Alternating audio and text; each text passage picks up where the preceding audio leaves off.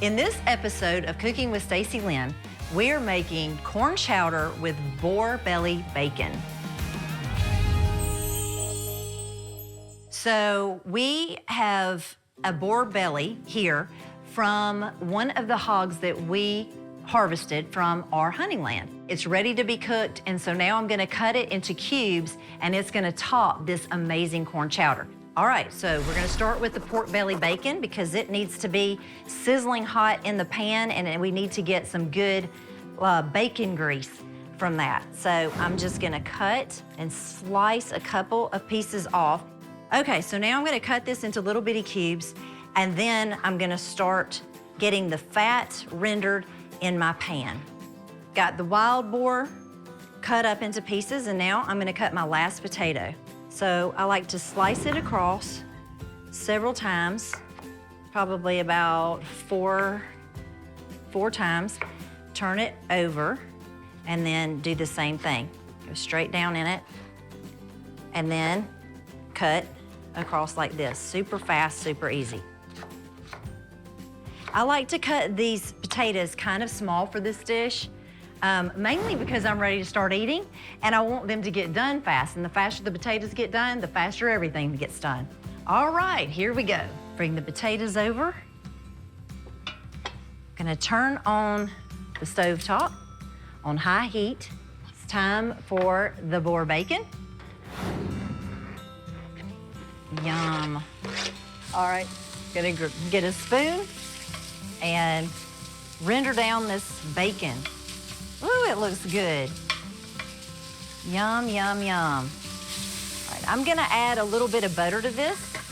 You don't have to, but I'm feeling like it needs a little butter. And my grandmother always put butter along with what other fat she was using.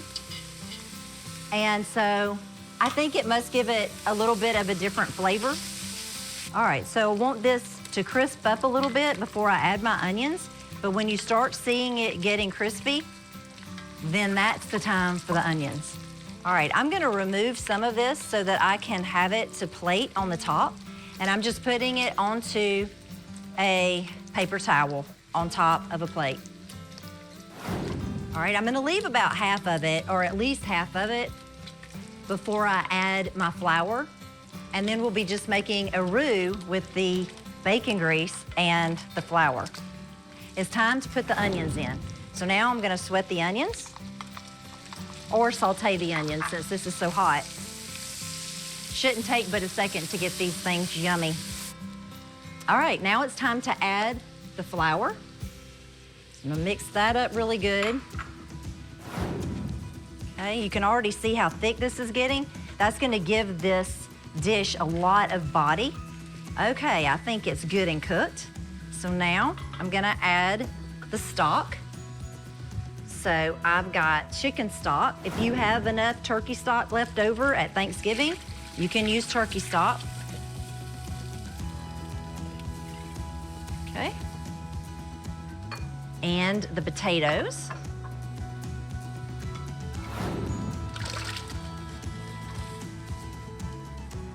All right, I'm gonna give that a stir. I'm gonna bring my heat back up to high because I just lowered it quite a bit. Stir that around a little bit. I'm gonna put a little bit of salt and pepper. So it's about a teaspoon of salt and a half a teaspoon of pepper, or maybe a little more because I like it a little bit spicier. And you can use red pepper flakes if you want to. You can use cayenne if you want to. Make this dish your own. Okay, so I'm gonna cover this offset just a little bit so that it doesn't boil over. And I'm gonna let that go for about 20 minutes. I believe the corn chowder should be about ready to put the corn in.